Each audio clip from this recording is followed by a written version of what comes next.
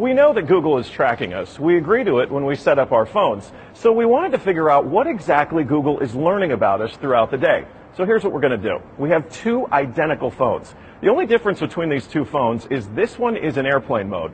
Both of the phones lack a SIM card, and they haven't been set up to access any Wi-Fi networks. So for all intents and purposes, these phones have no connection to a data network.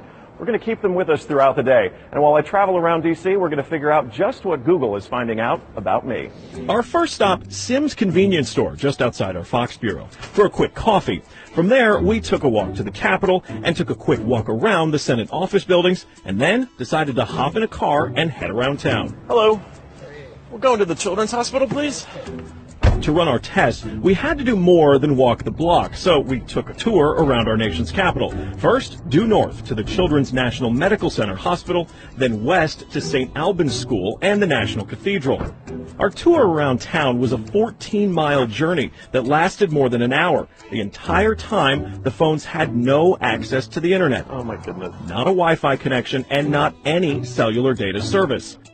It almost seemed quaint to assume that Google wouldn't even be able to collect data on me. Let's head back to the bureau, my friend. Oh, that church is beautiful. Google's business model is simple. Collect data on its users and then use that data to sell targeted ads. It's a business model called surveillance capitalism. But does that critical data collection work even when your phones aren't connected? So we're back here at our Fox Bureau in D.C., and we've got both of our phones exactly how we left with them. The only difference, really, I snapped a couple of bad selfies at the National Cathedral.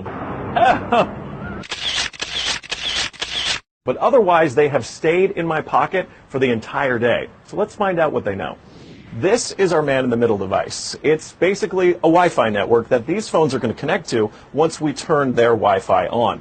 It's going to pass data through it on the way to Google. But on the way, we're actually going to get a copy of the same data that Google's going to get. We'll be able to decrypt it and then find out where we've been throughout the day.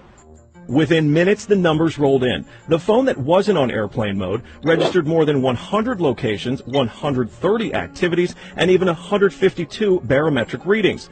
As soon as it hooked up to our Wi-Fi, it transmitted 300 kilobytes of data straight to Google.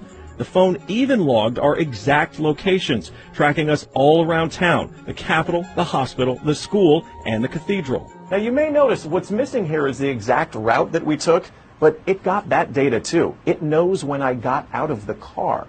The metadata has a time log down to the very second, tracking everything when they think that you're walking, riding, and yes, even getting out of the car. Okay, so you're thinking, this isn't a big deal. I'll just put my phone in airplane mode. Yeah, we thought of that too. This is the other phone that we had with us that no SIM card also remained in airplane mode the entire time.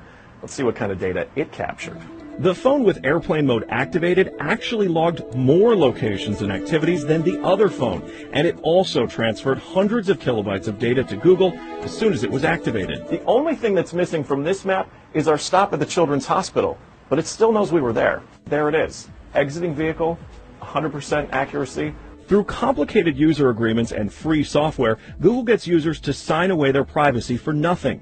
They're even following you in the places that most people would expect total privacy: government buildings, a children's hospital, a private school, a church. Every move you make, every step you take, Google is watching you.